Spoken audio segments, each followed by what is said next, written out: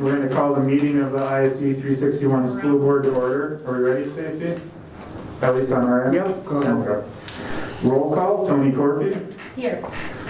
Emily McGonigal. Here. Bruce Raveline. Here. Ted Saxton here. Roxanne Skosta Beach. Here. Joanne Smith. Here. Jennifer Windows. Here.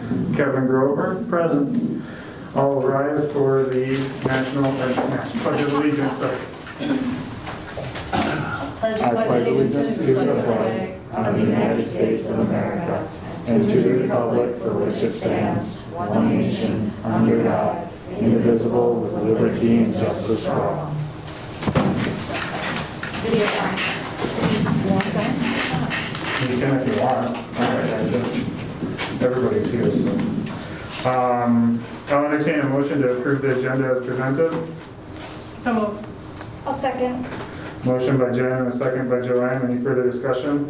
The only comment I would like to make is, just in case someone's questioning, in the consent agenda, we have number 5 is hire a new community ed director. And then when we get down to the action item, because Emily needs to abstain, is the resignation of Dan. So if someone has an issue with what's going on and you're going to object to his resignation, we need to move that other one out of the consent. You follow? So I'm just throwing it out there that as much as we may want to fight it, so I'm just throwing it out there. So I think it's just fine. Other than that, we're good to go. Any other discussion on the agenda? There's no audio, just a second. There's no audio on there. Jeez. All right. So do you want me to pause for a second then, or keep going in here? All right. Just start talking. Just start talking? Okay. So is there any further discussion on that? Doing none, we'll call it to a vote. All those in favor signify by saying aye. Aye. Opposed? Carries unanimously. Moving on to public open forum. Did we have anybody here for public open forum? Not unless there's someone online that would like to speak. All right. Since there's no one here for public open forum, we'll move on to the consent agenda, which Kevin already spoke to. I'll entertain a motion to approve the consent agenda as presented. So moved. Rox, and I hear another voice. Jen. A motion by Rox and a second by Jen.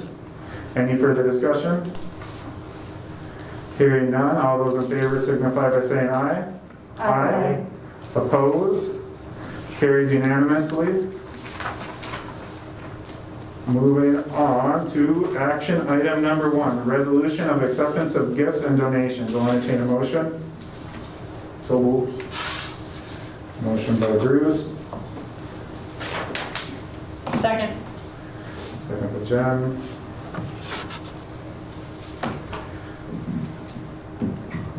Resolution for acceptance of gifts and donations. Whereas School Board Policy 706 establishes the guidelines for acceptance of gifts or donations to the district. Whereas the International Falls School District Board encourages the support of the district's educational programs through gifts or donations that meet the goals and objectives of the school district.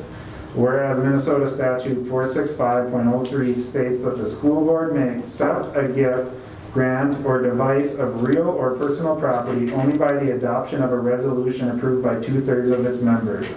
Therefore, be it resolved, the School Board of International Falls Public School ISD 361 accepts with appreciation the following gifts, donations, or grants received by the school district. Packaging Corporation of America, an insulated shed worth $1,500, and 2 pallets of copy paper worth $5,500. Bronco Football Boosters, Huddle Software, $2,000. Field Conditioning, $885. Football Playbooks, $961. Pink Cheerleader Pom-Poms, $214.80. A charter bus, $480. Boys Hockey Boosters, Huddle Software, $500. Girls Hockey Boosters, Huddle Software, $500. Girls Swim Boosters, Meat Medals, $106.12. I've got a motion by Bruce and a second by Jen. All those in favor signify by saying aye. Aye. Opposed? It carries unanimously. I apologize, I didn't leave time for a discussion there, which there should have been, but usually there isn't one, so if anybody has a comment.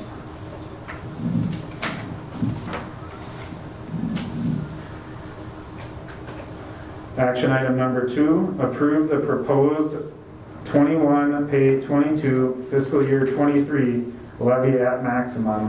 Entertain a motion? So moved. Motion by Jen, do I have a second? That was Emily. Emily, sorry. I'll second. Emily and Tony. Further discussion? Kevin, you have something? No? All right, all those in favor signify by saying aye. Aye. Opposed? Carries unanimously. Action item number 3, accept the resignation of Dan McGonigal, Community Education Director, effective September 30th, 2021, and Emily will abstain. I'll entertain a motion. So moved by Rox. A motion by Rox Second, Joanne. and a second by Joanne. Further discussion? Other than just thanking Dan for his time working through a pandemic and helping out wherever was needed, and wish him the best. Yes, thank you. Yes. Thank you very much. Any further discussion? All those in favor signify by saying aye. Aye. Opposed? It carries unanimously. Action item number 4, accept recommendation from the FHS teachers to remove the no hat rule from the FHS handbook. I'll entertain a motion. I'll make that motion by Rox. Motion by Rox, do I have a second? Second by Bruce. And a second by Bruce. Further discussion. I will say that this one took me a little off guard because you just always have hats, no hats, so it was kind of strange, but it's interesting that it's coming from the teachers. Do you have some more information, Kevin? And what I was going to say is I can give it to Tim, but for the most part, it has come up, I'm going to say several different times. There are numerous districts that have went away. Obviously, it has to be appropriate. It's no different than wearing a shirt, on appropriateness, but it's a matter of either we have to be 100% on board or go the other way. And so the discussion and recommendation was to get rid of the hat policy. Now that said, within, I'm going to say, my own classroom, if I want to no hat rule in my classroom, I can do that. But walking the hallways, whatever, you can wear your hat. Is that a fair statement, Tim? Yes. And so I guess from our stance, we're trying to be a little more open, if that's the right way. Again, I'm not against it if it's the board's discretion to leave it the same, but then everyone's got to be on board to enforce it, meaning teachers. We can't have some doing it, some not. And so we're open to going this route and trying it. What brought it up? Just inconsistency in enforcing it. There are inconsistency in enforcing the rule, and then also I have spoken with a number of principals from across the state, and this has come up in many schools, and most of them that I've talked to have done what we're moving to do, is to do away with the policy and let teachers enforce or have their own room or rules as far as hat wearing. The teachers were pulled and voted in favor of it, and how about you then? It was like 20 to 10. I mean, I've been enforcing personally. Well, I've been enforcing it since, it's been a rule for as long as I've been principal, so 16, 17 years. Like Kevin kind of was saying, we either need to all enforce it or not all enforce it. Because it's too hard. I walk down the hallway and Mark walks down the hallway and kids are taking their hats off and they just walk past staff members. So it was just so inconsistent that we needed to either, we needed to find out from staff what their feelings were, and either all of us support it and enforce it, or change the rule and do away with it, and then teachers can, have the rule as they see fit in their own rooms. All right. Any other questions? There wasn't like one day that they wanted to just choose and see how it would work out if they had them with like disruptions and stuff? I mean, or is there any fear of that? Taking them off, playing with the tags, the bill? No, backwards? I taught at a middle school in Winona, and they allowed hats. And what we would do is I told kids when they came in my room, they had to put them underneath our chair. And if we had problems in the hallway, if kids took them off and threw them down the hallway, we just took them away and we dealt with those students individually. But honestly, it wasn't that big of a deal with those 6th through 8th graders at the time, I think. And I don't know what kind of problems we're going to have here. And one of the things that came up was the hood wearing and the hat wearing as far as security cameras. Sometimes it's hard to identify people if they have, but like right now with masks and hats and hoods, I have no idea who people are. I have to have them take hats and hoods and even pull their mask down a little sometimes to see who people are and figure out who they are. So that's one thing to think about, but I think that we can figure that out once we're unmasked. How about you, Missy? Well, I would just follow and be consistent with the high school. If the high school allows, then we would do the same at the elementary school. You don't feel like you have any problem with that? No, kids try to wear their hats at the elementary school, and I'm consistently telling them to remove them. Okay, but you wouldn't have a problem with having them on? No, I don't have a preference either way. Okay.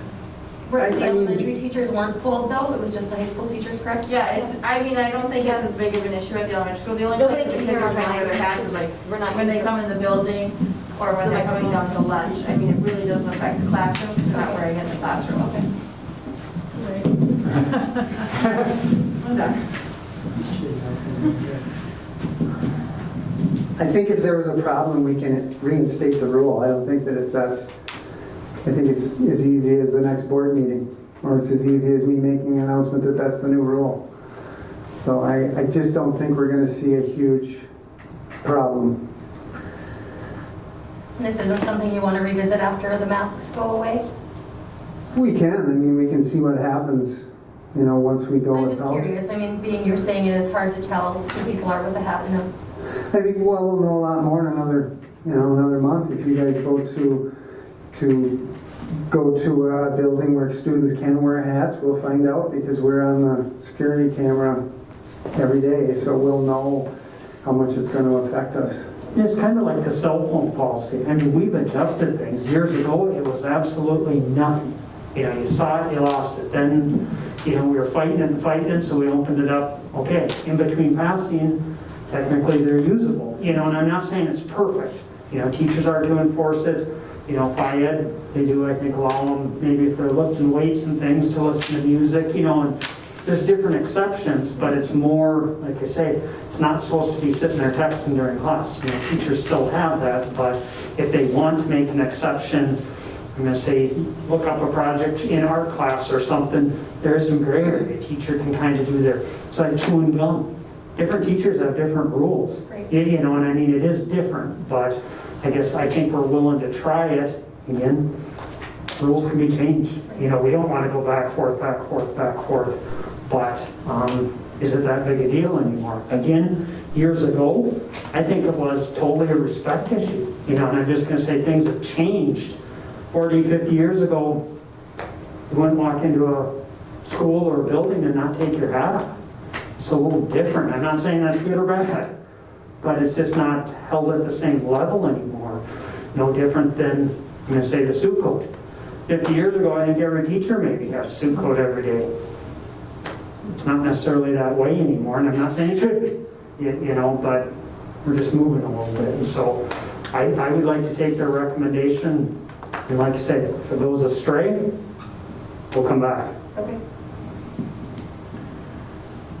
Any further discussion on this? Okay, I've got a motion by Rox and a second by Bruce. Without further discussion, this doesn't need a roll call, right? Just a vote. All those in favor signify by saying aye. Aye. Opposed? Carries unanimously. Well, the kids will be excited. Now, moving on to reports and updates for COVID updates from the district. You know, hang on, I apologize. We did add one more thing, and it's the MOU, Oh. sorry, and I don't even know if it's on your Yeah. printed No. copy, Ted. All right, what's it say? Here's, Sorry. Approve MOU for 2021 to 2022 school year with Local 331 for the alternative teacher professional pay system. I'll entertain a motion. I'll make that motion. I'll second it by Rox. I got a motion by Tony and a second by Rox. Further discussion? In the commentary, again, this is the MOU we've done for years. I'm going to say both parties, for the most part, forgot about it. It should have been approved probably in June or July going forward. The teachers have looked over it. They're fine. It's just changing updates of years and languages and stuff. So it's more a formality than anything. QCOM's off and running, or alternative teacher professional pay system, if you look at the actual language, more well known as QCOM. So. Any further discussion from board members? All right, hearing none, I got a motion by Tony and a second by Rox. All those in favor signify by saying aye. Aye. Opposed? Carries unanimously. All right, moving on to the COVID updates from the district. Okay, so if I can start, and kind of what we're just, I'm going to say, feeling out is a process for updating the board on COVID matters. I have some highlights. We put it down saying for Missy and Tim to highlight, as well as us to have a discussion on, I'm going to say, how often you'd like to do this, and other, things we want to talk about. I'm going to say COVID specific. I'm not going to talk about, that's why our updates are down there, enrollment. I mean, enrollment could be a piece of this, but other things will come in the other reports. So I just jotted some notes. I don't know how many of the people in the district have looked. We have the dashboard going again. If you haven't looked at it, in fact, I'm just going to go back because it's a piece of it. Oh, okay, if you haven't looked at the dashboard, this is for the most part the same thing other than updated numbers from last year, but I think it is quite telling. Again, the top part is staff student breakout. Total cases will keep going on like the second or third line there.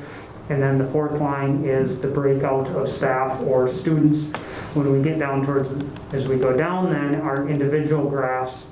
And yeah, it is shocking right now. I'm just going to say the trajectory of the elementary as well as the high school. Not picking apart either one. I'm going to say one thing I think that caught us a little bit off guard.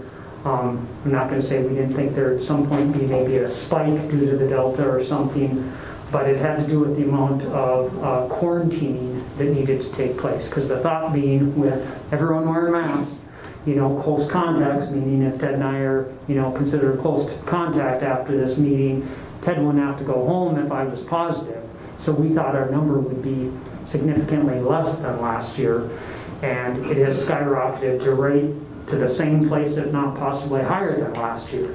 But that being said, I think the community is in a bigger outbreak than maybe we had completely last year, and so that is one piece that has kind of threw us a little bit for a loop. I think we will start to see some, I'm going to say leveling now, because we're finally past or to the point where people are starting to come off the list. For the first week and a half or so, every day is a guaranteed addition if anyone comes on or if anyone stays home. We're now to the point where some people are starting to, come back from quarantine. So, for instance, at the high school, not saying the cases have come down, but at least quarantine, we saw a little bit of dip today. I can't tell you if we had 10 people go out and come back or what. It looks like it went down a couple people. So anyway, it's out there. It's for the public to use and look at. I hope people will use it. And if there are any suggestions, same thing right on top. There are a few links that we put on there that are being used a lot. If you want COVID information, there's a link right on top. You can go get the Safe Learning Plan as well as the decision tree. And I think there's a summary of the Safe Learning Plan. And I'm sure there will be more documents as we create or add. So I just wanted to mention that. Kevin, Yep, I think it's important for anybody listening that we at make sure you least... talk to them. Oh, sorry. Otherwise- Is this on? Yeah, I think it's important for anybody listening that we at least say that that number of quarantine going up could very well have to do with people at home, that, the people that are, of course you don't mask at home, so the quarantine could come from the home, not the school, because I'm very fearful that people might say, well then why on earth should we wear masks? And I want people to understand that doesn't necessarily mean that, because if we're masking, we're protecting. It could be way worse because things could be coming in from the home into the school, and the school is really, the numbers aren't too terribly high. The quarantine could be very well high from personal. And for the most part, I don't disagree at all, and I agree 100%. Keep in mind, though, all of the quarantines are family members right now. We have no close contact, well, I shouldn't say no. We have very few close contacts in there for some variety of reasons. If a kid was unmasked, we've had a few people, 2, 3 that have had to go home, or a few other reasons. But for the most part, I use myself as an example. If I was positive, my daughter Ava is not vaccinated, can't yet, she has to be home. But any other family member would have to be home as well, unless they're vaccinated.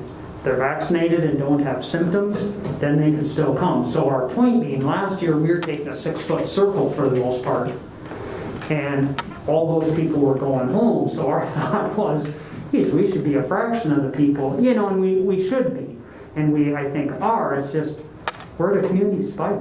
Look at the county data right now. So that said, as long as we can weather the storm, and again, I have numerous things to talk about. I know Jen wants to say something if you want to go. I'm going to keep going on the same. No, just that point that I think last year, did we ever have 21 active cases at one point? And sometimes our quarantine numbers were in the 200 last year. So 50-some kids at one building with 21 cases, that's still a pretty low quarantine. Correct. Yeah, and I guess masks are allowing to happen. the other positive, and again, I hope this is the way it continues, and again, I don't wish this on anyone, staff-wise, we've been very low, and that is a little different than last year, whether it was truly COVID or they were close contacts, and hopefully that has something to do with vaccines. I'm not going to get into that argument, but I think so far we've had 3 that have been out, and not saying they all 3 had COVID, but again, under similar or for certain reasons. And you can see the number of staff, or maybe 4 to start with. But it isn't, that's our concern. I hate to say it is, most schools, that becomes the pivot point of if you're going to have to do something is, can you cover your staffing? Other than, if we had a clear outbreak in a certain area, and I'm just going to pick on, if I was a teacher in my classroom, all of a sudden we start having 3, 4, 5 cases, hang on now, there's probably some spread going on, we got to do something. Or if it's an athletic team and we start having, again, I don't want to stick to a number, but multiple cases, and it seems like it's spreading, then you shut things down or you adjust because of that. But typically the breaking point, this last year, was we're out of subs. Or we can just see where it's going, and these people aren't going to be back for 10 days and we're hanging by the thread. And we had, and I'm going to say Dan and Beth and different people filling in at certain points. We were close, and Tim and Mark and Missy and whoever else, filling in. And so hopefully we'll keep our fingers crossed. The other thing that I did is we have a behind-the-scenes spreadsheet of it. It's private data, but I listed them based on grade level. 1 first grader, 1 second grader. There's 3 third graders. Now, again, not saying all at the same time. There's 3 fourth graders, 2 fifth graders, and the list goes on and on. And for the most part, I think there's 2 classes that had 2 in them. They're just all spread out, one here, which I think is a good thing. I'm not the scientist, to say, And again, 1 12th grader, 2 11th graders, 2 8th graders. 7th grade has been, I think, the high spot of 5.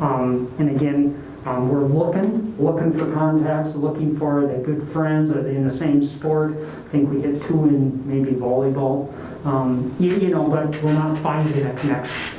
And again, we don't want to, but yet we want to find it if it's meant to be. And so, for whatever it's worth, we're watching it and we're looking.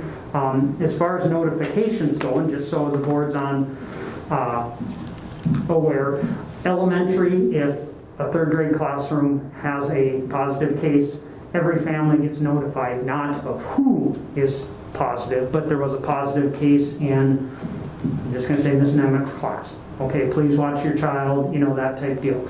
At the high school, not quite that easy because kids move more. And so that's where we've been doing, now, unfortunately, it's a daily call, if not twice a day.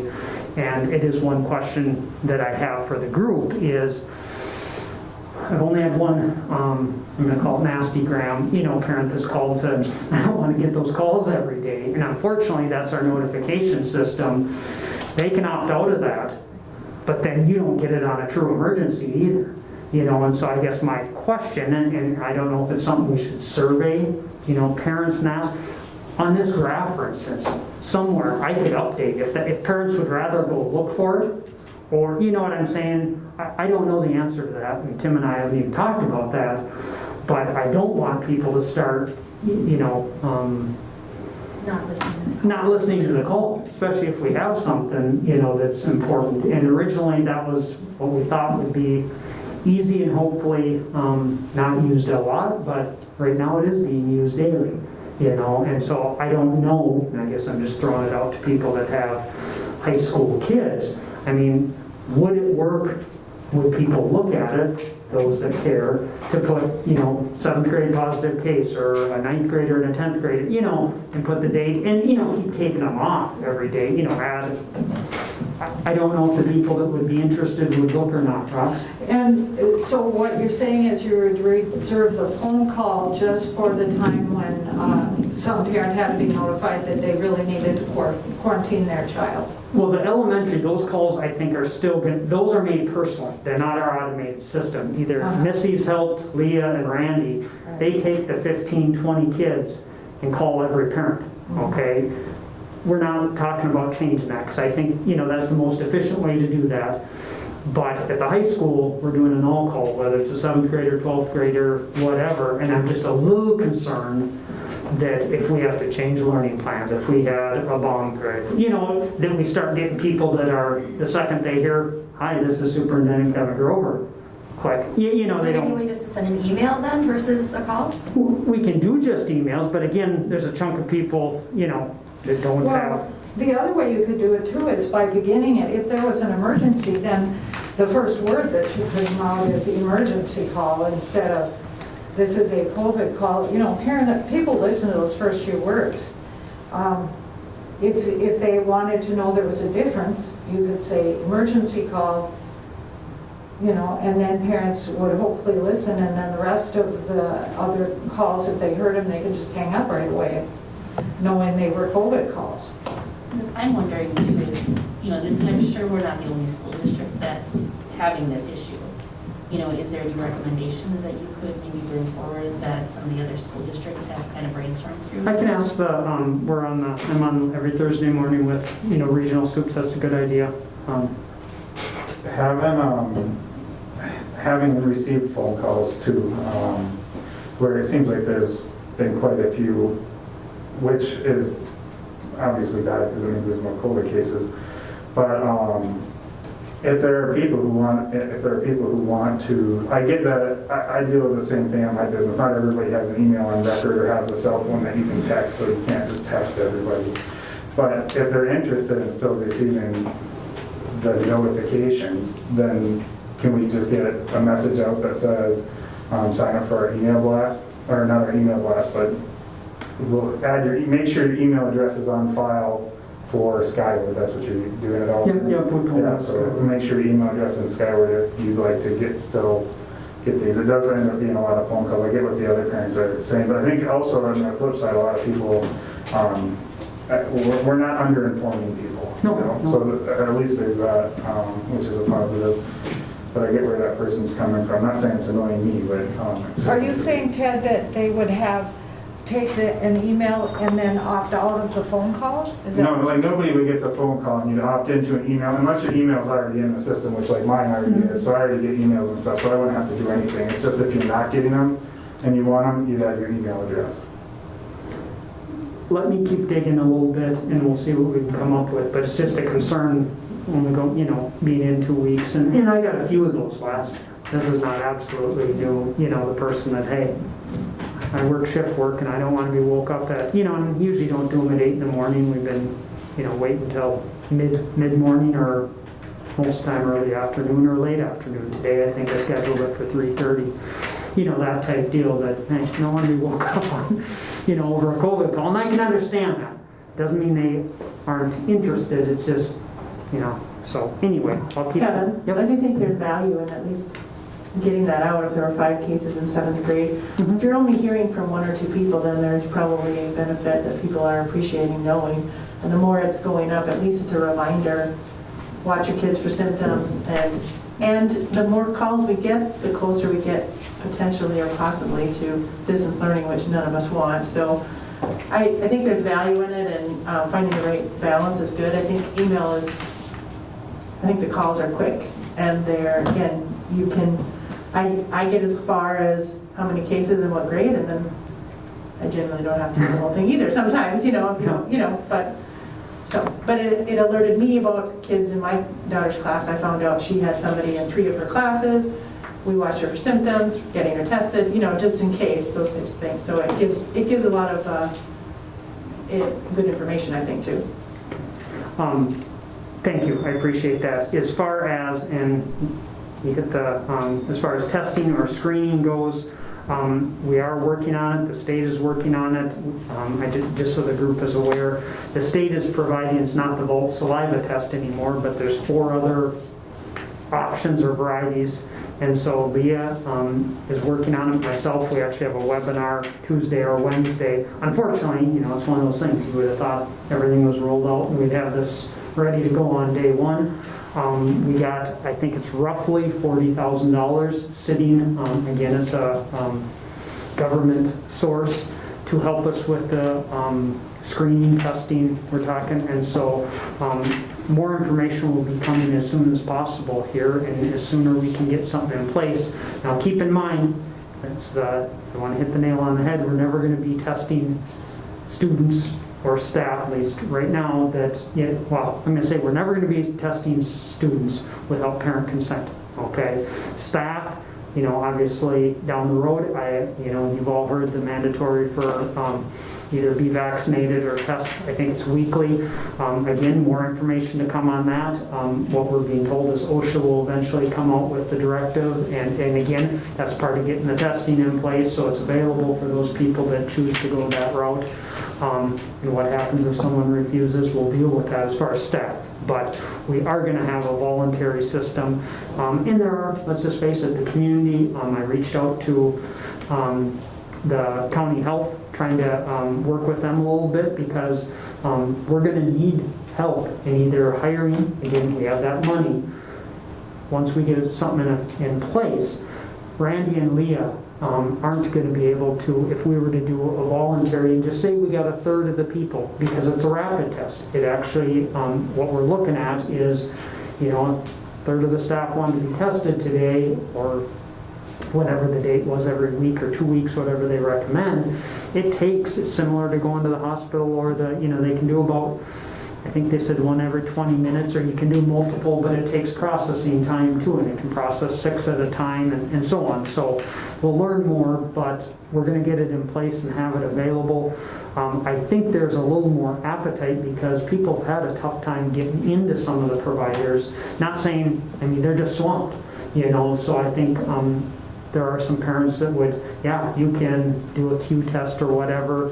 We'll come sign the form and have you do it and see if it's positive or negative, and so hopefully we can get that in place sooner rather than later, but it's going to take some help with staff, because I have some concerns, not me directing you how to spit in a vial this time. It is the nasal swab. And I think we need a nurse, someone professionally trained, just in case something happens. And Leah's also working on a waiver. It's already submitted that is recommended for us to have. So more to come. Again, like I say, I wish it was in place right now. We are working the same thing. We do have some saliva tests left that we can use, but we want to get everything in place. I have a question. Yep.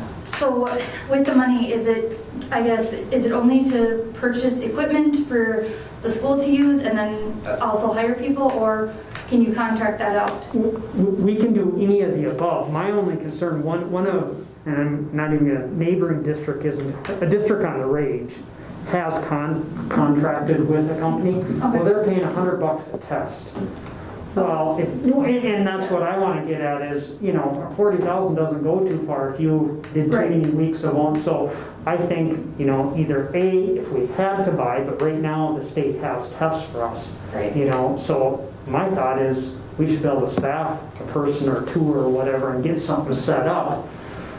But it's going to be finding those licensed people because unfortunately, everyone's swamped right now and short. And someone says, well, what about retired health care? Well, if they're interested, but one retired person said, that age, I don't want to risk it. I was just thinking because we have the quick results place and I actually work there, so I do a lot of the COVID testing there. And I know that she does do, like, I don't want to say group discounts or, whatever for certain, like if it's a facility having employee, or the school or whatever. And I did kind of ask her if she's ever done school districts before, and she said no, but she'd be willing to discuss it. But that would be something because we're staffed 7 days a week there. So, I mean, as an opportunity, because you can just send people and drive up. Is that third site that they're? It's at the video place. Yeah, it's at the top 10. Yeah. So, that's 7 days a week, and you can just drive up there.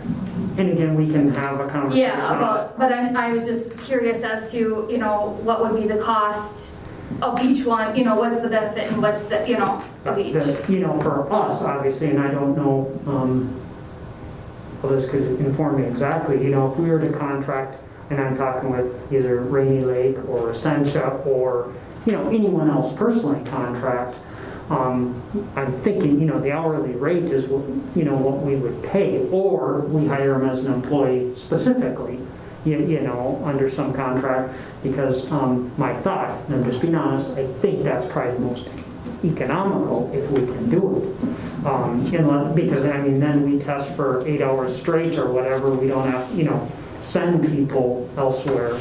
But again, maybe she'd be willing to come here, and again, we can have that conversation, but we have money specifically and only for that reason. Either it can be staff, if we wanted to go vault saliva tests, you can buy vault saliva tests, they're just not provided by the state anymore. So I see using the state tests, there's 4 options, they have different scenarios on when they're best recommended, and we'll get there. So that's coming. I'm just looking to make sure I covered, and I'm going to get to Missy and Tim. Overall, like I said, I think things started out for the most part, like a normal school year. We did reel in certain places, adjust things, and again, I'm not picking in any way. Missy adjusted busing pickup a little bit, and not saying that was 100% COVID related. Thought we could do it. Tim adjusted some lunches, I think after day 1 or during day 1. We had some changes. Some of it was based on, COVID. We might not have adjusted certain things if it wasn't. But overall, I feel it's been a decent start. That being said, has it been more stressful? People, pushed to their limits early? Definitely. And we did even adjust, pulled back, and I think most of you are aware, we were kind of leaving, if people were out on quarantine, each teacher could decide how they wanted to meet the educational needs of each child. We took a step back and said, this isn't working. Every child needs contact. Some were going to send packets home, some were willing to Zoom, some were, and we just said, we need a consistent approach again. So effective today, for the most part, any kid that's out on quarantine, should have an electronic device, should be Zooming at certain points. High school, just like last year, it's every hour that they're in class. Elementary has specific times, and we should have the electronic platform set up, whether it's Google Classroom or Seesaw, to be sending stuff back and forth. And so it is So what when it you is. call in sick, then you're told to go to your Google site? For instance, if I'm just going to say a kid in 7th grade, if I call in sick, either A, I need my parent to get my device if I left it in school for some reason, but if they took it home, they should know their schedule, and each classroom has a Google Classroom at the high school, and they will log in. There's a link for each one. I'm talking elementary. Elementary, the same thing. I can speak only for my daughter's class. They have it in place already. The schedule's already out. The only caveat is they don't have a device they're taking home. If they had a device, they can get on day one. If not, they're going to have to get a device. We'll provide it. We'll provide a hotspot if they need it for the time of quarantine. Right, is the schedule on the website? No, but each teacher puts out their schedule because, and I'm just going to use it, Mrs. Nemec might do something different than Mrs. McDonald or Wentz So or it's on whoever. the handout? No, the teacher sets it up and is communicating with each of their kids and families, and so that they have it, so that we didn't dictate when math has to be at 9 o'clock for every teacher in the, Right, what I'm saying, I'm trying to ask a question for all parents. I'm saying in elementary, so if Mrs. Nemec's class, if somebody there had to Zoom, would they have to call in and say, when is it that I'm supposed to Zoom you? Or she put it, she gives a handout? yep, and it's out there, it's on her. A lot of them already sent them home last week. Yeah. Right, so that's what I'm trying to get at. There was a handout that was sent out that says, these are the times, and if you happen to have lost that, when you call in, then the parent is told, here's the hours of...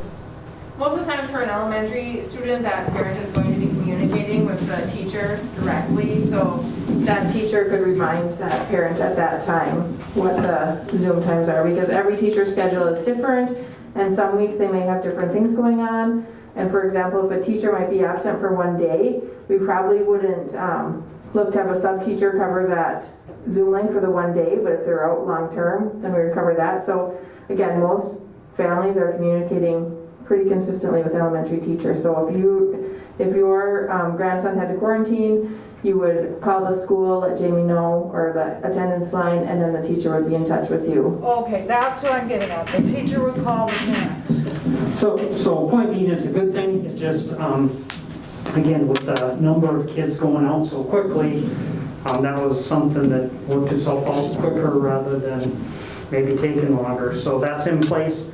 The other piece, and I guess I want to, like I say, hit on, it is, we're going to talk homecoming here in just a couple minutes, and then I'm going to let Tim and Missy each do an update, and obviously they can be part of that conversation as well. But as far as updates, COVID-wise, okay, what is the board's will as far as, do you want to meet every 2 weeks or twice a month? Do you want them separate from a normal regular board meeting? Do you mind if it's included with, like one like now, and then on, I'm going to say roughly first week of the month, something like that. What is the board's, do you want it every week? I prefer every 2 weeks and separately. That's just my personal preference. Kind of like a work session so we can really discuss things. Other thoughts? Can we just do a work session on the one and keep our board meeting and still do the COVID talk? So then we're not adding a third You mean meeting? have the COVID session during the school board meeting and then the next week have it separate? 2 weeks later, we'd have a separate, and then... Yeah, 2 weeks later. I mean, personally, and this is greedy, I would rather do it on the night of the board meeting, whether it's, we could have gotten through, done my update, Tim's update, the other updates, and close this meeting, or then went into work session if you wanted, gotten through our normal agenda. But I would personally rather, I gotta be here tonight, do it tonight. And then, I'm gonna say maybe first Monday, you know what I'm saying, do the other one, so it's the first and the third, until we change it. And then the first one, again, would be for the most part, just a COVID. If it takes a half an hour, if it takes 2 hours, whatever, you know what I'm saying, depending on how things are going and what we want to talk about. I'm good with that. Other thoughts? I'm fine with that. I don't want to do more than that, but I mean, I will if everybody else wants to, obviously. No, I would prefer that as well. And again, we could do other than if Monday night, if you'd rather be the first Wednesday. I mean, I'm open to whatever. It's just I can put it on my calendar, you know, and we're set there. I'd like to stay consistent if we could, just First first Monday? and third at 5 o'clock. That work with you? Are we going to be, is it going to be well, they're all public meetings, but are we going to be live streaming that meeting and / also, are we going to keep on live streaming these meetings? Is it? I'm just bringing it up. I would say at least for the next month, and the only reason I'm saying that is, you know, if county cases keep going the way they are, who knows what's going to happen? You know what I'm getting at? So I don't think now would be the exact time to cancel, as much as I'd like to be done with the technology. Yeah. But let's wait and see if we, All right. you know. I just don't know if we're doing a shoddy job at providing online meetings, what value they really give. There's a few people on now, and at least they can hear us now, so. You know, well, some of the time. Yeah, correct. The other piece I have before I throw it over to Tim and Missy is to talk about homecoming. And most of you are aware we have homecoming coming up. Mr. Vang is back here with us as well. I think he's done a good job of working with student council, trying to come up with some options. And I think they put, for my mind, a decent scenario together to provide some option for homecoming. And I don't know, Brad, if you want to speak, if you want me to kind of try and ad lib or, you know, go through what we talked about. Yeah. I mean, I have no problem speaking.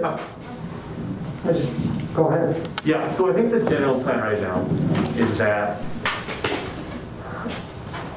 for the most part, we'll have homecoming festivities like a regular year. I think the only thing that we're concerned about is the dance and kids wearing masks and being all in a room together. So the general consensus that we have come up with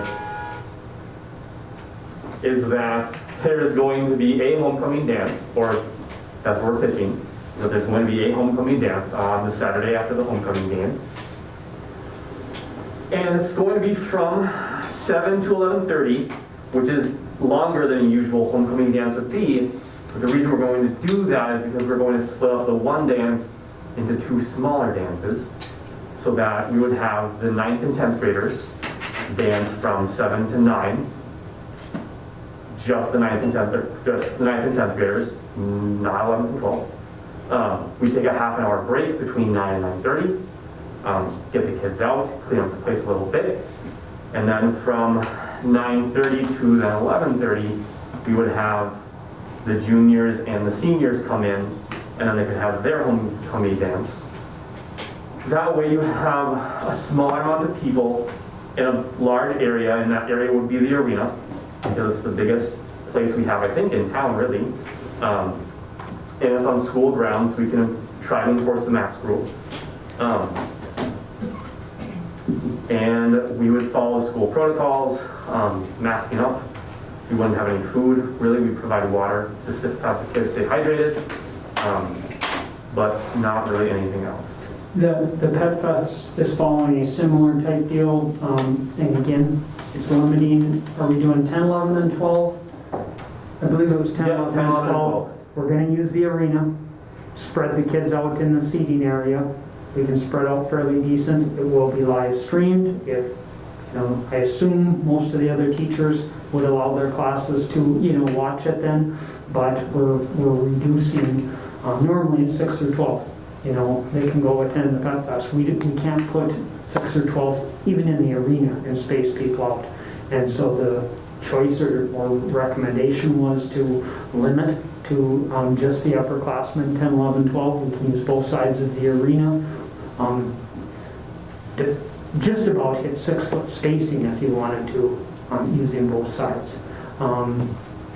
And so I think it's, again, it's an option. It's a best, what do I say, a best,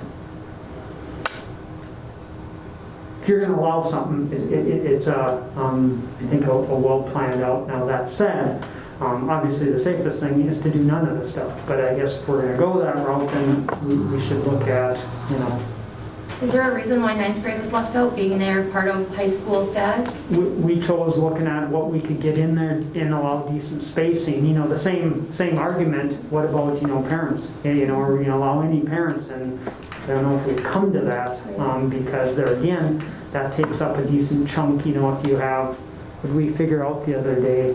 We talked about this. If there's 4 or 5 royalty, for the seniors, well, there's possibly 20 more people, then you take each grade, you could very well have 40 to 50 people. There's grandparents that have come in, Are you seating like inside the ice area as well, like there was for graduation? Typically, we're looking at leaving that open for those, the kids and the people doing whatever they're doing, if they do games and what, we didn't plan on putting seating in there, but that was our thought. They talked about what about letting, parents sit up top. Well, my only concern is you don't get that many up there. And I don't want them necessarily shoulder to shoulder, 3 deep either. That's not a good, community. So I don't know if we've gotten to that point yet, but it's possible. Again, the band will be in a separate section as well, off on their own in the bleachers. So that takes up some room. So, there wasn't a good reason, and we weren't picking on 9th or 8th or 7th. It was just, that's what we came up with, what we felt we could do fairly safe. And like I say, any of the groups can live stream it, the teachers, and watch it. And so, not to steal the thunder again, but that's an important piece. The powder puff was a football, and I forget what they call the ball. They're not going to do that. They can obviously do dress-up days. And try doing. I will throw it out. It is public info, but. PCA is, again, we only have 2 home events that week, but they are going to cover the cost of admission for the Monday volleyball game as well as the Friday football game.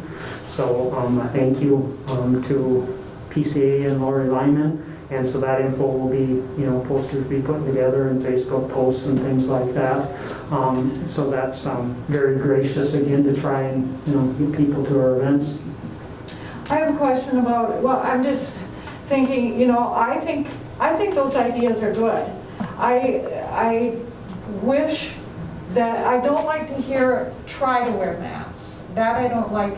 But I'm wondering if there's a way that we can do testing or, if there's vaccinations, if there's testing, and if there's masks, all those 3 are pieces of the puzzle that could be very helpful. I don't understand. If you're going to say try to have masks, I say either don't say masks or say masks. It's a school event and it's an indoor setting, and we're not considering this being a sport where they're actively participating. So masks are going to be worn. The other piece, I think I'm just going to say, it gives the student body a chance to demonstrate to you, the board, that this can work. If it doesn't work very well, I'm not going to say it makes your job easier come prom or winter or whatever, but I think it's fair, and I'm not putting that out in a threatening way, but we're giving them the opportunity. In that case, what do we do about the plan that they already have a backup as far as renting a barn to have a dance at? But again, Tony, what they do off-site, or if someone does something, outside of school, I don't know that the board can worry about that. If you said no dance and they went and had a dance, other than if you want to change your stance. I guess, Brendan, do you feel that if we approve this, then it'll be just a go at the arena and we'll be good to go, and there won't be that additional barn dance? Are you saying that if we go ahead and have a dance, that there will not be another dance? Right. Yes. Yeah, if we have a dance in the arena, then yes, I don't think there will be. And you feel that the students are okay with 9th through 10th grade and then 11th and 12th separate? That's what the student council has come to the conclusion of. Okay. But you know what I'm saying? I agree. I'm No, I concerned understand we outside can't of control here. that, but I just was kind of thrown off, we hadn't even been able to make a decision yet, and they've already got a plan in place for a dance. So that's where I was just kind of curious as to what You know, I feel like we're getting set in a place again where either, I mean, our choice is a hard one, and then either way, they still have their plans going. So it just, I don't know, for me, it's kind of frustrating. So what were you, I don't know. I guess my question, and I'm posing this because I need we need the will of the board, not necessarily a vote, because notice we can put this down as an action item, we can follow your direction, but I mean, is there a will right now to say, no, we don't want to do any of this? The reason why I'm saying that is because I guess I look at it going, if we're going to allow, sports to go on, and not just sports, extracurriculars, let's just say, we should be able to try and do something like this as a part of it. I mean, there's kids that don't play, or don't participate in activities, and this is a big deal to them as well. And so I guess that's where I'm coming from. If we are getting to a point, cases are up. If we're getting to a point where would we start saying we're pausing, and I'm not asking for a number or anything, but I mean, if we're at that point and people want to say, no, I don't want any of the homecoming activities going, I guess then I think we need to have a bigger conversation. That's me personally, saying you got to look at the big picture then of all extras. And how do you get to that point of understanding when or how? Well, I think, again, watching, and again, I just have the grades here, but we're doing the same thing on how many are in volleyball, how many are in swimming, how many are in football, and so on, and looking. There can be individual decisions, and there obviously would be, if we had, and I'm just picking on football, if we had 4, 5, 6, I don't know where the number is, but going, hang on here. Something's happening with football. We'll have to shut that down. I'm not saying that means all the sports are done right now, but then it bodes the question, and if we all of a sudden get 2 sports out, or, whatever, we haven't got there. I don't have a number. Same thing, if I was looking at this and I'm just going to say we had, 4 third graders all in the same class, that's where Chisholm ended up. Yeah, I don't know if you're aware, Chisholm, their superintendent didn't share personal information, but when we ended up with, and again, don't quote me, 6, 5, 6, 7 in one class, and then they ended up having, I'm going to call it a worker that went between classes that ended up, and again, this happened, I'm sure, over a couple days or whatever, testing positive, and they connected that person in a 2nd grade and a 3rd grade, and they were just afraid it's going to blow up if we don't get people out of here, so they shut down their elementary. He said if it wouldn't have been that worker that went between most of their classes, they probably just would have went with that, that sole group and kept the rest coming, but they were just afraid because it's a small school and one person works with majority of classes and was contagious and they had connections and they just went, before this gets worse, let's pause for, I think it's 14 days and then we'll come back hopefully, in a better place. Can I just ask, with us being, trying to do more outdoor things, why are we not doing a parade this year? The piece that came with the parade, number 1, we have to get that permit just about day 1 when school starts. You need at least a month lead time. And number 2 was going downtown, we have to put everyone back on those buses, and transport everyone down, transport everyone back, and normally we pack those buses.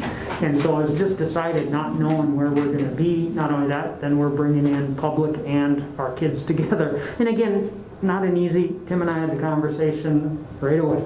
In fact, it might have I just been wasn't sure if we could reroute the parade to closer to school where they're all just here. Well, I mean, that's how technically the parade, originally started when the group tried to get it going again. It was just out here. And, I think it's been a good deal, but our decision was, as far as the parade going down, we can't risk it right now. And again, not saying, they had it shut down and there's construction going on. I mean, I don't think that would have been might have been a little more of a, hassle, but it just felt like the right decision. And like I said, there really wasn't time to, hey, let's bring it to the board. We can't vote tonight to have it and have a permit in 2 weeks. Great, okay. It goes through the state. Unless we had someone pull some strings, let's put it that way. I would just say on the homecoming thing that it's better to have them masked up in our arena than at a barn doing whatever they want. I feel we're always stuck between a rock and a hard place here at the school of us following recommendations and stuff like that, and the rest of the county, not the rest, the majority of the county just doesn't care anymore. So it's that rock and the hard place on what do you do? Were we gonna ever say, we don't want to have homecoming this way or that way, and then we have, hundreds of people packed into a 10 at a bass tournament? I'm almost to the point where it's become comical, right, with the rest of the county, and you see it in the hospital numbers and everything too. It's just insane. But it's in like a lot of this cases, it's picking the lesser of all those other evils of. We saw it last year where people still went out. I don't remember what we canceled last year, but whatever it was, they were all gathered. Something with graduation maybe. But everybody was all gathered, masks off, downtown Smoky Bear. I guess I'd rather have them at the arena with the teacher supervising it than anything else. So. I agree that I think there's a way to do it safely, and I think your plan has a lot of kids, and you have come up with a reasonable plan and thinking about space. And for me, again, I feel like we have a little bit different level of virus here this year, and certainly it's a different ballgame because we don't have all of the measures in place that we had last year. So I think the risk has gone up a bit, and I think, I guess for me as a parent and as a board member, considering the health of the community in the school and out of the school, is about trust. It's about saying, yeah, we want to give an opportunity like prom last year, and then things kind of change. Here's the plan, but here's kind of how it went off. And that became a trust issue for the families who said, yeah, I really want my kid to have these opportunities, but I'm relying on the administration and the staff and the supervisors and the chaperones to do that safely. And is it a bummer sometimes? Yes. Again, I watched my senior wear a mask through every basketball game last year, and not have COVID and quarantine and miss some games. So is it a bummer? Yes. But I think we really want to give those opportunities, and I feel like sometimes we just really rely on them to trust that it's going to, what plan that you're offering is a plan that everybody's on board with, right? So that we follow through with it. For the trust of the families that are sending their kids here and asking for us to be safe, we're saying what we're going to do. We're doing masks. We want to make sure that we're putting masks on properly because we think it matters, because we don't have a lot of the other mitigation strategies this year. So I think if we definitely want the opportunities for these kids, and I think there's a way to do it safely and as long as that's followed through, like you're suggesting. So. And I think as we do more events, and I'm thinking we're going to be going to do more events in the arena and things like that. We also need to think about, and this is probably something that is kind of a separate subject, but sound systems, all of those types of, things like the podium, for graduation and those types of things. We need to think about, those types of things as well, because I don't think that this is going to just magically go away either. So we need to have a space that it can have the sound system so that people can hear correctly. They can have a dance that they feel comfortable, or people can see their child and be hear and be happy about it. And I guess I would just like to add that, kind of connect on to what Jen said when it comes to using the mask, that we really do make it very clear. And because even in my head, I'm still not clear. I've been studying it today, earlier. What are the consequences for violating, the mask wearing? And I think that has to be a real strict thing when it comes to the dance. And I don't think anybody can, if I ask people, I don't think they could say, well, if I didn't wear a mask, what would happen to me? I don't know if they really know. And I think we need to make that clear. And that's why I'm hoping to have our work sessions so we can really talk about that and make it clear to everyone, so there is no question. As far as the dance goes, I can tell you what happened if Mr. Everson has a kid that walks into school day and says, I'm not wearing a mask. I can tell you what will happen to that kid, okay? They're going to be talked with, to start with. They will be asked to leave, and if have to, they will be, escorted out of here if they refuse to follow that rule or any other rule. That's the point of you having that policy in place so that we can enforce it. The dance is an extracurricular event. They will be required to wear them. If they have to shut that dance down, I guess unfortunately that ends up being the call that the people have to make, and it sets, to me, like I said earlier, it sets the tone for prom or for snowball or whatever it is, you know. And hopefully we're in a different spot at that time, don't get me wrong, but I'm just saying if we're not, or if it's similar or whatever, it's going to be harder, and I mean, you know. Yeah. I'm glad to hear that. The only thing is, I remember when you said, and I don't remember which event, but it was like, well, that should have been, that wasn't really followed as well. They should have been a little more cautious. And that is not what I want to hear for the homecoming next. That's all I'm saying. I don't either, but it is a school activity. So I'm going to turn it, unless anyone have questions for me, otherwise I'm going to give it to Missy and Tim to give kind of a, I'm going to say COVID update if they have comments to throw out. Doesn't matter.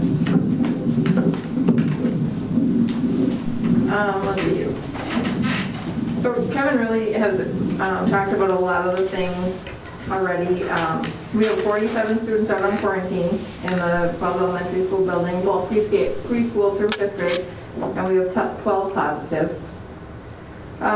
Mask compliance is good as far as students wearing the mask. We haven't had any issues with kids just refusing to wear masks at the elementary school. Obviously, teaching and reteaching is a continued process with just reminding kids to have their mask over their nose and that sort of thing, but for the most part it's going pretty well.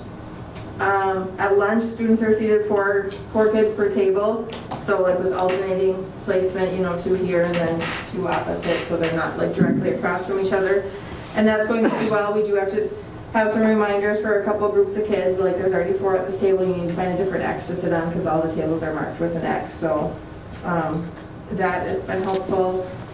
And then I have elected that we are not going to do the National Walk to School Day that was scheduled just for October, coming up here October 7th. And even though it is an outdoor event, it draws a really large crowd. I mean, we have K through 5 walking together.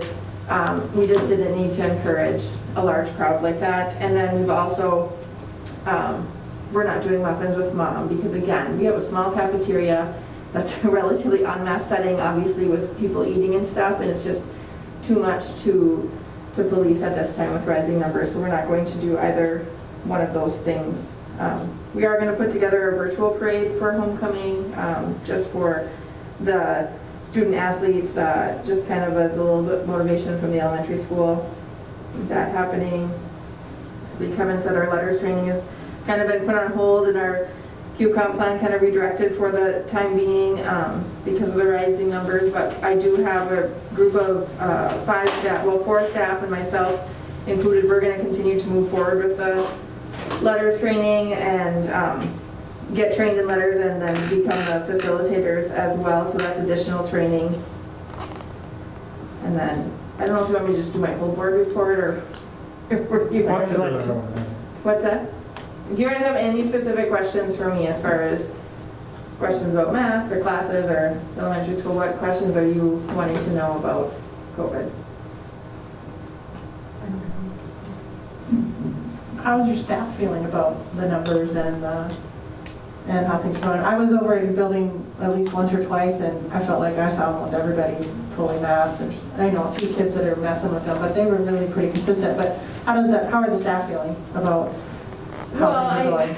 I think in general, like Kevin said, like everybody has COVID fatigue right now. Like everybody's tired of COVID, right? I mean, it's just kind of where we're at. And so then you work really hard, like in March, you all go home and the whole country shut down. And then last year we have all these guidelines and, you know, we say we're just going to keep going and next year there's going to be some rainbows, it's going to be better. And then August comes, we're planning for what we think is a normal year, and then the carpet is pulled out from under them, really, and then we come and we do just suddenly have an uptick of cases and all these kids out on quarantine and changing the direction of how, like, you're planning that. I mean, everybody is just tired. They're overwhelmed. They're tired. They want to be there for their kids and families, but they're tired. I mean, I think that's the only way to put it. People are tired. When we had the contentious decisions and you watch kids leave, they're tired. I mean, they feel like they're giving their all, and I mean, I just There's no way around it. People have COVID fatigue. I think that they're giving everything they can to their students. I think that the kids are happy to be at school. I think the staff are happy to have the kids back, but families are tired, teachers are tired, we're tired. I mean, that's just like an honest answer. This is the first time as a principal over there. I mean, I think this is like my 9th year or 10th year, and this is the first time I felt very defeated all year. I mean, from the start. And that's really hard when you know you have a lot of months to go. I keep telling them that I promise there's going to be a rainbow somewhere, and I know there will be, but it's hard. And unfortunately, the whole country is going through the same thing. Absolutely. It's not anything specific that you've done, that we've done. It's where we're at as a country. Absolutely. And I really appreciate just that honest feedback, because I think giving space just to say that out loud is huge. Thank you. At the high school, I think we're around 35 right now quarantined. We were at around 45 last week, so the elementary is kind of continuing to go up and we've come down. I think that we've had some kids who come off the quarantine, and we'll see what testing does. Just at the beginning of the meeting, I got a text from the nurse, we have another positive, so I was looking at schedules here, and we were trying to figure out where there might be some contacts. We really have had no close contacts from school. I believe we might have had one in a special education classroom just because of the nature of the class, but in our other classes, everyone is masked. For the most part, kids have been good. I had one student that had to leave the very first day of school between here and the ALC, I won't say which building, and otherwise, a lot of reminding of students to keep it up. They're pulling it down below the nose, but for the most part, it's been really fairly good. I think the students are happy to be here. Yeah, everybody's tired, and yeah, Roxanne, everyone in the world is tired right now, so we just need to keep plugging along. We did make a change to our PGP through QComp. With that piece, we had an SEL book, we had some things with learning targets and success criteria, and there was frustration both with staff, with students and families, not knowing what we were going to offer. And like Kev said, we weren't expecting the big number of quarantined students because we thought, hey, we're masked, we're not going to have contact. But so much was happening in the homes that we lost all those kids right away. So we talked about it, we came together, said we need to make a change. So then we implemented the Zoom classes again. And again, now that's just a service to families. They're not required to log in, they're not counted absent because they're already absent. Last year, students needed to Zoom in order to be counted present.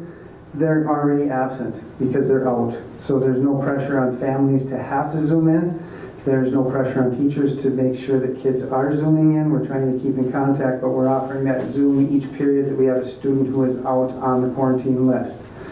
We also have Google Classrooms opened up, so kids and families are able to access that. Teachers have been sending out mass emails to their kids saying, hey, don't forget, if you're out, I've got my Google Classroom open, go in there. We have Zoom links. Each teacher actually, majority has just one link that's a recurring link. We're going to set those up with all the subs so that we're going to be able to have alternate hosts. We think we've got that figured out this year now that we're in year 2. And really what it is, if you're home, it's kind of like you're just eavesdropping on the class. The teacher is not babysitting the computer like we did last year. Last year, at any given day, we had 2/3 of the kids on Zoom and only 1/3 in present. So now it's way different than that. And as Kevin was kind of reading off some of the numbers, we've got 4 or 5 kids in each grade. We don't have any one grade that's hit really any harder than any other. It's just spread across. So every teacher probably has 1, 2, some might have 4, depending on what class it is. So there aren't a ton of kids on Zoom. So they turn the Zoom on if they have a kid who's out, and that student can come in and just listen to the lesson, and they're not required to stay on for any amount of time. Are you giving me No, you're good. I'm sorry. The homecoming parade, kind of changing a little bit here. We talked about the parade. One of the concerns we had is when the parade happens, we draw a huge crowd of people all the way downtown. And we're not going to be able to control that crowd. And we just felt, we can control the crowd by not having a parade, as sad as that is. And we just felt if we had that parade, we are bringing people together. We know that. And I think right now, where we're at with the numbers, I think that was the right decision. You know, back in August when we talked about it, we didn't really know. We were hoping for the best. But right now with those numbers, I guess I would hate to be bringing 500 community members together on Main Street right now. I think the plan that Brandon and the student council have put together is very good. I think that enables the 9th and 10th to come to the dance, 11th and 12th can come to the dance. It was a tough decision to not include 9th grade in person for the Pep Fest. I think that was the right decision because when you split it all up, the band is going to take up a quarter, 10th and a quarter, 11th and 12th, we're going to limit parents. We're not really sure how we're going to do that because we do recognize that there's going to be coronation, and that's a special moment for parents, so we're going to have to figure out how we're going to do that. Tried to do as many of the things for homecoming and really all year as we could. We had 2 grades, 9th and 10th grade, go out to Voyagers Park. They had an inquiry, was it Wilderness Inquiry, Brandon? Brandon was involved with that too in the 10th grade. So Brandon and Katie took the 10th grade out, Chris Hempstead and Derek Dowdy took the 9th grade out. They got to spend a half day. They did they had some different stations, I think. They got to go out in the boat. And Wilderness Inquiry was the company or the organization that put that on. So we're trying to do as many things as we can under the circumstances that we're in without being overly paranoid. We're still trying to do those things, but trying to be safe. Speaking about being safe, we've taken lunch. 6th grade used to eat alone. We moved 7th grade in with them. We do 8th and 9th first, 6th and 7th second, 10, 11, and 12 last. And we put all 3 of those together because a lot of the juniors and seniors can leave. So now we've kind of got that leveled out. We have the gym open so kids get in there and eat. And really by the time the line gets down, the kids who have got their lunch first are starting to file into the gym. So the first day it was tight in there. We didn't have it figured out and we didn't anticipate the numbers. By the second day we had it figured out, and I think lunch is working much better now. I think the 6th grade are making a good transition. It seems like they're enjoying it over here. We haven't had any major problems. TikTok has given us a few interesting things. There was a new TikTok theft, TikTok school property damage, that kind of thing. That's been taken down now, so we were dealing with some of that. But it's pretty much normal discipline and that kind of thing now with all the students back. I'll give the numbers since this is probably my report. We are up 10 actually from last month and we're down 11 from where we were last year. So we had a lot of students come in this year. We did have a few that left. Some moved out, some left for reasons because of the mask. We didn't lose as many students as they did in the elementary because of athletics. Because students, once they get to 9th grade, in 9th grade you can make one move and not lose eligibility. Anytime after that you lose a year. So if a 9th grader did pull out this year, they wouldn't lose eligibility, but if they ever wanted to come back, they're going to lose a full year. So that, I heard from parents and students, kind of not directly, but back through the grapevine, that was something that kept students from moving, even though they didn't agree with the masks. Any questions? How is it going at games and things, the volleyball games or football games? Like how do those crowds seem? And We wanted it first, but Bill really hasn't had problems at those games. So people are good. The guests who come are being good.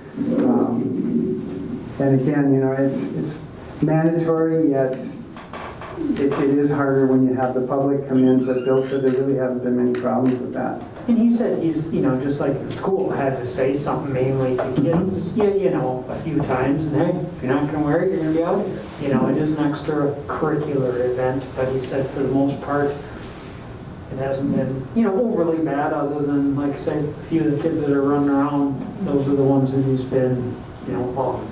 I had some students in the hallway waiting for a practice today before the meeting who didn't have masks on. So I just asked them, you know, what are you here for? I'm here for practice. They said, well, you're here, you need to have a mask on. So they ran and got them out of their bag and put them on. So they don't like to wear them, so they're going to not wear them any chance they get, but they've really been pretty good. I think they've been very good when reminded or told, hey, you need to get your mask on, or hey, you need to pull your mask up there. They have done so, and like I said, we've only had one person have to leave. Last thing I want to say is that I really commend all of your staff and the district and the students and Mr. Vang for planning, trying to make it as normal as possible. As of Friday, our county was the highest case rate in the state.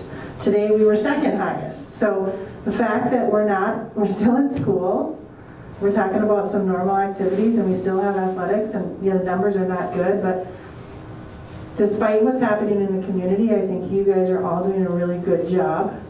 Even though sometimes I'm asking questions, is it going right, or what about this? I mean, it may sound critical sometimes, but I really think you're doing a great job, and if I don't say it enough, I'll say it now, because again, in the climate where we're winning the state at case rates, that's our community, and our community, all of us have a lot of power to make a difference there by being smart about big groups and being safe. There's so many safe ways. We did a lot of safe things last year, and we can do it again as a community. So apologize that the community, if we could do better, we should do better, and I really appreciate all the effort that everybody in this building and the families that are working hard to send their kids with the right attitude and working hard, especially from home. So I appreciate everybody in that sense. Thanks, Jen. I do want to recognize the families and the staff and the students too, because I know that everyone is really, really tired. And I know I'm dealing with families that they had a family member that tested positive last spring, and not everyone got it. Now they have another person testing positive, or two, and they're going through this again. So it's like they're in this endless nightmare of school where the kids can't come. And that was the big piece that we talked about with staff, because staff wanted to do what was right for families too. And we talked about when we quarantine families, it's not that you decided to stay home, Jen. We just told you can't come back for 14 days. So it's not your choice. It's not families' choices. So we needed to adapt and change. And our teachers, immediately, we said by Monday, and actually we had, I had teachers that were putting up their Google links before, Wednesday we had a meeting last week to talk about this, and they were putting them up already on Tuesday after the QOC met on Monday. So staff was on it right away, and there were a lot of staff members who already had a Google Classroom going. So staff was right on top of that, and it's a lot of extra work for them, but they have gone the extra mile. They did last year, and they are now, and I know the families are too, so we're good to have this in our rearview mirror, that's for sure. Missy, did you say the numbers? I did not do my whole report. I asked. She's gonna do her report now. That was my time. Let's see, our student numbers, we are at 440. We're down 37 from our August board meeting. Let's see. And do you want a breakdown of those numbers, or I think you guys have already got those numbers, breakdown of the numbers of kids that left and came in and yada yada. So the only other thing I had on my report that I didn't say yet is that we have parent-teacher conferences coming up in October 7th and October 14th. That was up. Is there any more questions about regarding COVID or anything at the elementary school? That Elementary or high school, I guess I'm gonna not take it, but I mean, anything else COVID-wise right now that we need to throw around, discuss? You looking for answers again? Thank you guys for your reports and COVID reports. You want to go on to, do you have a separate superintendent report, Kevin? I do have a few other things if I can, and I'll try and be as brief as I can. Again, I think I've hit on the startup. We do have our first Mars mission coming up, and I'm not saying I'm anxiously awaiting the numbers, but that is our true FTE, full-time equivalency, and so it's going to be the first insight at true, other than head count, where we're at compared to where we predicted we'd be.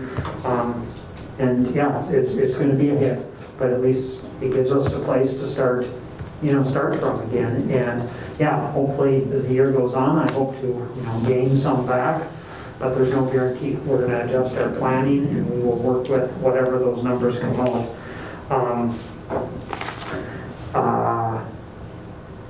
Audit is coming up, is it the first week of October? Second? 18th of October, so Stace has already given the auditors various pieces.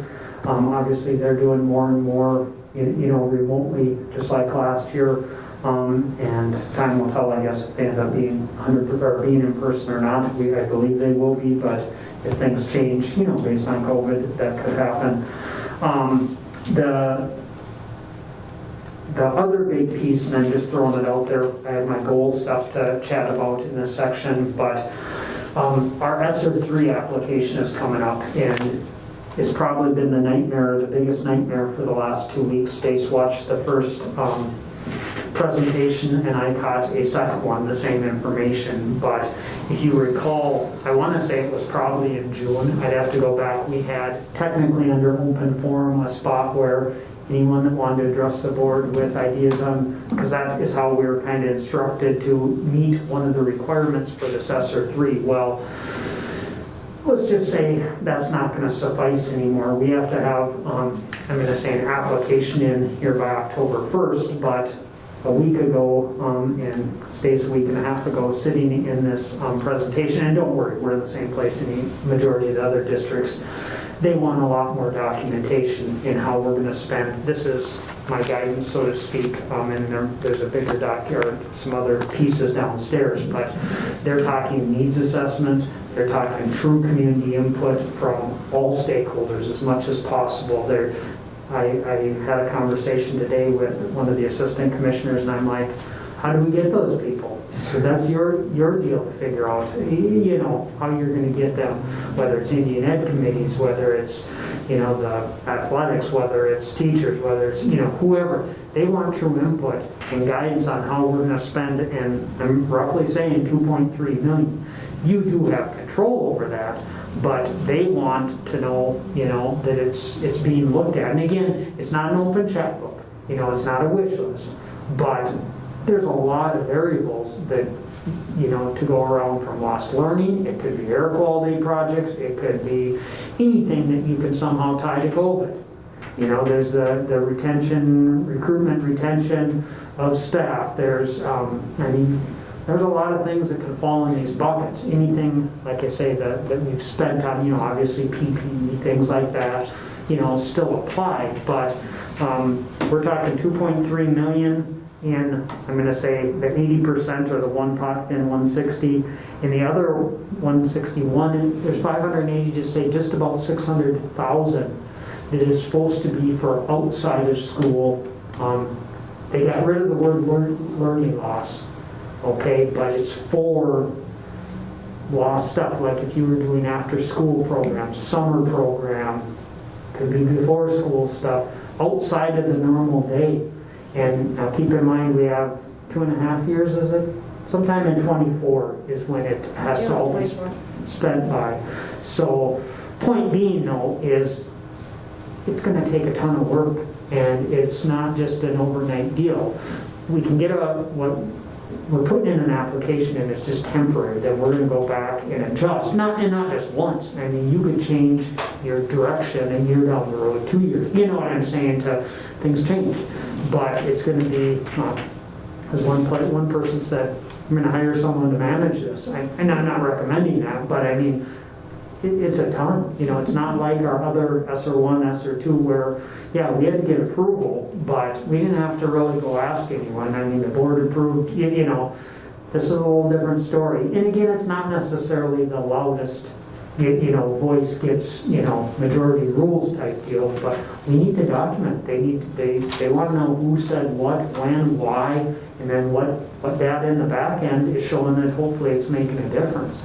And so, again, I'm just throwing it out there. We need to get our thinking hats on. What do we want to do? Again, you can say part of the strategic plan if you want. That's a piece of it, but we need to start thinking, because we can't waste, and I don't mean waste in a bad way, a year and a half to figure out how we want to start, meeting some needs. So That's probably number one on the docket here. A, we'll get it taken care of by the October 1, but truly doing the next step of what needs to be done and starting to, again, with rising numbers, generate. And you can use surveys, you can use different tools, but Tim, Missy, and I will talk some more. We have a little update tomorrow, but to start thinking, and we need to, figure that out. And again, it's across the board, every group, every person, every whatever, everything's considered, Is it, so we could lose our money if it isn't sent in properly? Well, we're going to get it in and get it secured. Okay. It's a matter of it, if you don't spend it by the deadline, which whatever it is in 2024. But it's not a competition for this? No, we've been allocated our share, but again, it's federal money, you gotta follow their rules, but they definitely upped the ante. I think the hoop's too small to jump into on this one, but that's just my opinion, but we're gonna jump, believe me, and we're gonna jump high. So anyway, that's mainly where I'm at. The only other thing I had, again, was hopefully people have thought about, I would like some goals in place sooner rather than later. And again, for the most part, I put 5 ideas down. And again, it doesn't have to be wordsmith perfectly tonight, but I would like to get some direction. Number one, obviously, is our academic usually, and I think, and I have those written out just that they are the district goals. Number two, I put down because it was foremost on my mind, yes, or 3 funding and facilitate planning and use along with other COVID funding opportunities, such as like that getting screening in place. There's 40 grand for that. There's other things that pop up like that. Third is obviously managing the I'm going to call it fluid COVID-19 pandemic relative to ISD 361, and I listed 3 things: the learning plan, which we've updated once or twice since school started, the dashboard, possible communication. A strategic plan comes back in there that I truly want to continue going down that road. Working with the subcommittee, getting some stakeholder input, and at some point getting a final plan. And obviously negotiations are also a big piece right now. I'm not saying I need 5 different things, but those are ideas. And working towards a settlement, obviously, with all groups is, the end goal. But those are things I threw down. I'm open for discussion and thoughts from the board. Anybody with some thoughts on the strategic plan? Board members? I've got, I can just kind of update. I've been communicating. Oh, I'm sorry. I didn't mean to jump to I meant to say superintendent goals, and I said strategic plan. I was like, okay, she's going to say something. Sorry about that. I didn't mean to jump from your thing. That's what I meant. Well, I put the strategic plan in there, so I didn't know if that was... No, that's fine. I didn't mean to cut you out too if you knew what I was thinking, but I don't know what's going on. But I'm open to people's thoughts because we asked if people would at least brainstorm a little bit. Because again, there's your goals as well as mine. What you want me working on. Some things are maybe a given, other things... So does anybody want to see any different superintendent goals or modify the suggestions? I sent mine in a board email to you, Ted, but I'm trying to pull that up. I don't remember. I didn't have it written down here. I didn't bring it with me tonight, so I'm trying to. I'll try to look for that while there's... Was it about? It was about delegation, possibly. It's for sure about communication. But again, a lot of it goes along with, I think Kevin, this lists out a lot of perfect. I think these are really good goals. I think I just included some communication piece about COVID, and I'll try to pull it up to find out more. Obviously, the strategic plan was on my list too. I didn't write out a specific objective, but yeah, the strategic, getting through that process, which I think is reasonable to do, even within what we're doing with the team, not on your own. But I think all of these look great. I don't know if you have to add in negotiations to have a 5th one, but because I know you do that every round. But obviously, it's a big piece of what you do. But getting that strategic plan going, continuing that pandemic, and that, I think listing out those learning plan, communication, and dashboard are a good idea.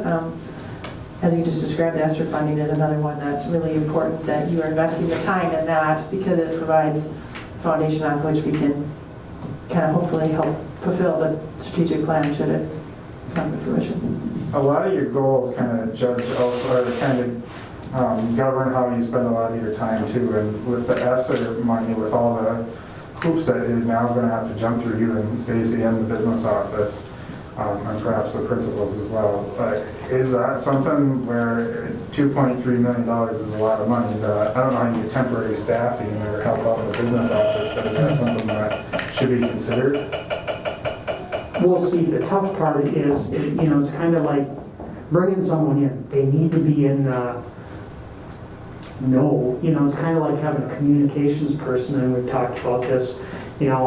It's one thing to say, hey, Ted, I need this written, and you could probably write it, but you need a person that's completely part of a team, and the same thing's going to be here is they're going to have to be a full part, you see what I'm getting at, and so that's the tough part is, they can't just do the finance piece of, side of it. They can't just, could you get someone maybe to coordinate a meeting or two? Yeah, you maybe could, but they need to be part of, I'm going to say, the team, and that's where it's going to be tough. It's probably a better question if you can get someone to take something else off your plate, maybe an option, but not looking at that right now.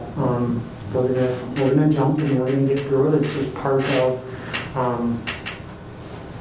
where we're at. Can you group with other districts and do this? We're talking, because everyone's in the same place about possibly, again, the plan itself, it's not even like the world's best workforce where there's a huge plan. I mean, there's documentation, but it's getting to that part, like you say, when you talk needs assessment, I mean, that's quite an endeavor unless there's things that we can already pull, such as testing data or, I pulled back the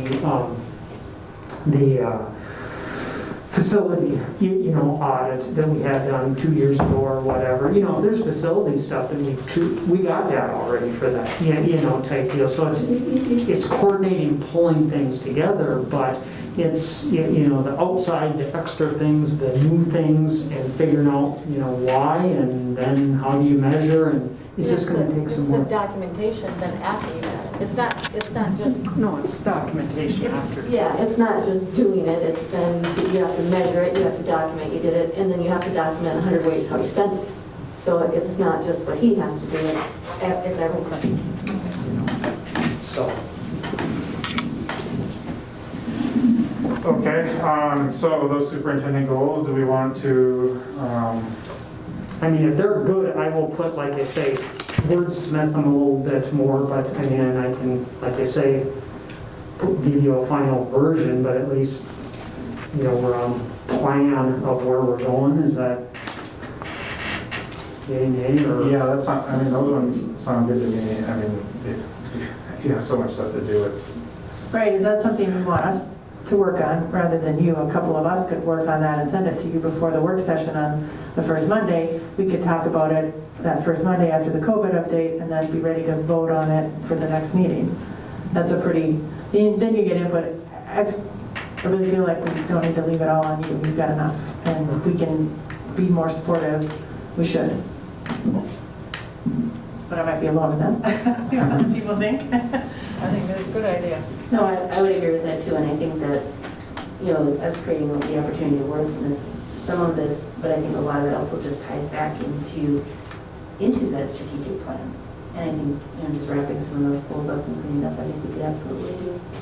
So when we're if we go that route, when we're communicating about the goals, we just, whoever, I guess we need a clear directive on how that's going to happen and how we're going to communicate without breaking. No, they should communicate with me. If there's a person or two that are going to work on it, I can give them what I have at this point. They can, wordsmith, they'll come back to me and then we'll put it as part of the work session in the agenda. We don't want, send it to all board members. I can send it around, but you can't. I'm just wondering. That's right, then we can talk about it at that meeting, so that gives us the opportunity to still discuss it before voting time. just wondering if Jen and or anybody else is joining in that task, so we can have something clear. I don't mind helping. And I'm willing to too, unless somebody else wants. Yeah, I mean, I'm open to doing it or forfeiting that to someone else, whichever. I will work with Emily and Jen. Did you say you wanted to? Yeah, it depends on how many we think we need. Doesn't matter. It's better if it's 3 or less. Yeah, let's just do the 3 of us. Okay, perfect. Thank you. That's all I have at this point. Thank you, Kevin. Strategic plan. So, Emily, now would you like to talk about that? Sorry about that. I can just dive in a little bit, but I know that others have been actively a part of it too, so people can join in. We have been meeting as a small group committee pretty consistently. We had a little bit of a lull and we were pausing because we wanted to connect with Gail at MSBA to kind of take some of those next steps. And I've been in communication to meet with her to try to set up a session. She wanted to do one phone call and contact just to kind of understand really where we're at, and then is willing to meet with a larger group. So that's the update that I have. Okay. Anybody else on that strategic plan? All right, moving on then to committee reports. Community Education Advisory Board or Community Education? Dan, do you have anything for that? Shout out to Ava Grover for hanging in here for 2 hours listening to all these stuffy people. That last lady would have talked for 45 minutes, Ava, if we wouldn't have cut her off. We held firearm safety this couple weekends ago. There were 54 registered. ECFE, I just want you guys to know, we've moved up to 15 slots, up from 5 last year. And I said during COVID, but I probably should have said during 2020. Falls Driving School is going to hold a class at the end of September. Private swim lessons will be offered in December. We have preschool screening this Thursday and Friday. There's a meeting being held Wednesday to discuss options for expansion of the pool hours, but critical to this mission is meeting and maximizing our lifeguard numbers, which are very, very, very, very low. So we've had to be closed. I'm going to text all the old ladies who text me in the morning at 6 a.m. or not old ladies, Emily shaking her head. I'm done here anyway. So. All my friends that text me early in the morning, I'm going to pass their number on to a certain board member to levy their complaints. The Lego League partnership, there's plans underway to continue that. I have a meeting next Monday with Beth, myself, and Stacy Hall. So hopefully that will continue to be an ongoing thing. Prairie Fire Theater is going to return this winter, and I'll also pass that on to Beth.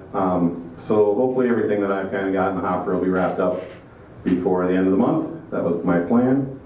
And I just want to thank Kevin and the school board, those of you who were on the school board when I was hired, for taking a chance on a guy fresh off his master's. I've appreciated all you've done to help me with to launch my midlife crisis career change, and I appreciate the staff here greatly. And while I never really got to hit the ground running due to COVID, I do hope that my impact on this district will be long-lasting and was appreciated.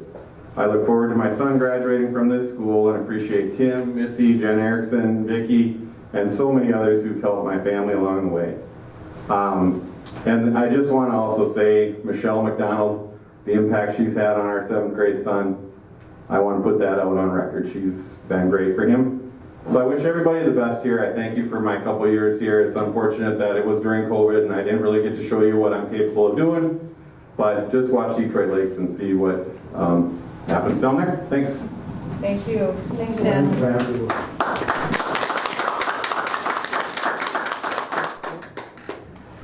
Recreation Commission. Who do we have that's serving on the Recreation Commission? I was not in attendance last week, so. I wasn't either. Okay. We had medical stuff happen last week. So we'll look forward to an update. If I guess at the work session, if there's something that is important to bring up, bring it up then. Sure. And if not, then we'll wait for the next one. Okay, is there anything else underneath reports or committees that anybody else would like to present? Okay, we'll give people a little time to clear out what we're going to go into. Let's make a motion in a second to go Yeah, into that's closed what I'm session. just going to say. So we're going to go into a closed session here. I will entertain a motion. I'll read it. The meeting will be closed as permitted by Minnesota Statute Section 13B.03 to discuss the district's labor negotiation strategy related to negotiations with Local 331 Education Minnesota. Entertain a motion.